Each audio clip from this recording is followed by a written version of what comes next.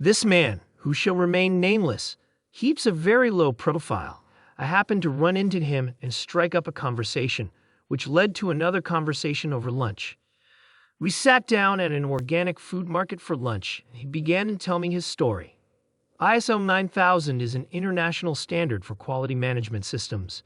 He was a writer and senior lead auditor of the ISO 9000.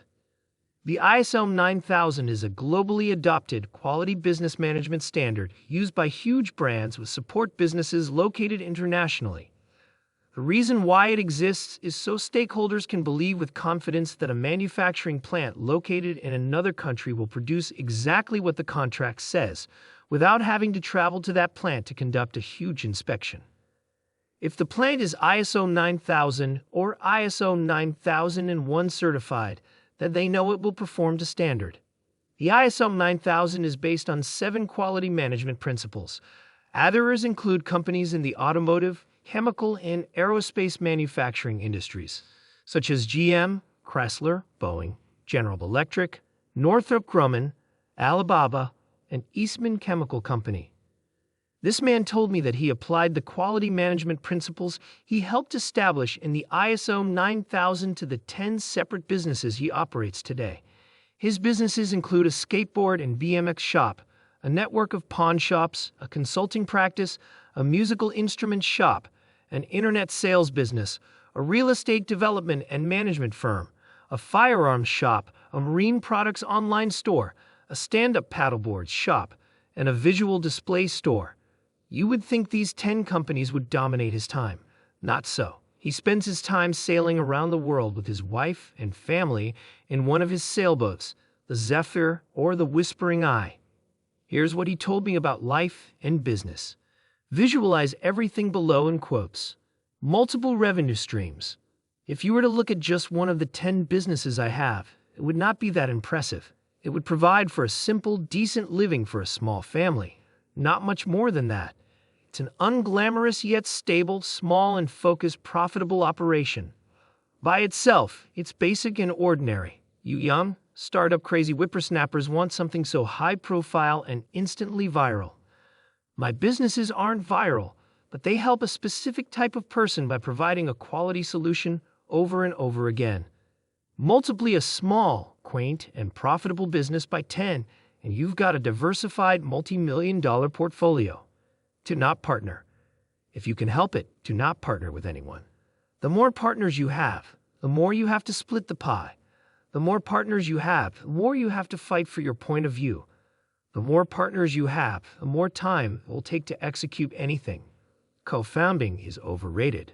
Learn the skills yourself, bootstrap, and then hire the right people. See below. Study the market. We are in a small market. We are not in San Francisco, Paris, or New York. I've seen that smaller markets are 2 to 3 years behind the larger markets.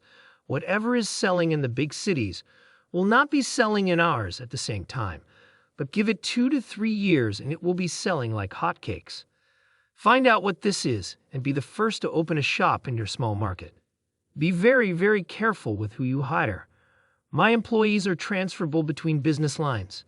Each employee is multi-skilled. The girl behind the counter is doing social media marketing online in between customers checking out. Each business has a manager with a bank card.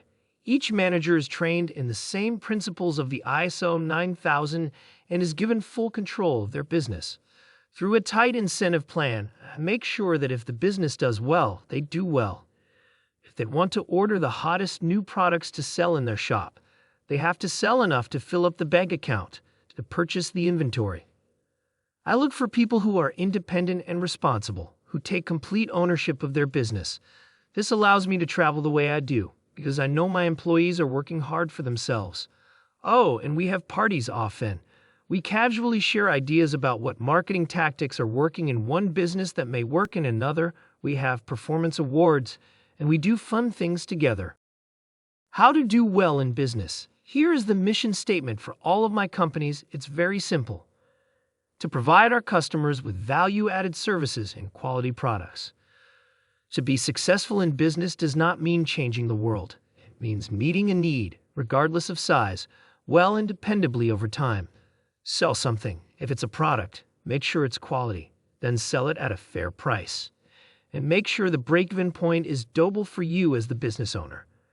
If it's a service, make sure there is added value, as in you are very good and knowledgeable in your field, and the service provided is unique, at least in your market.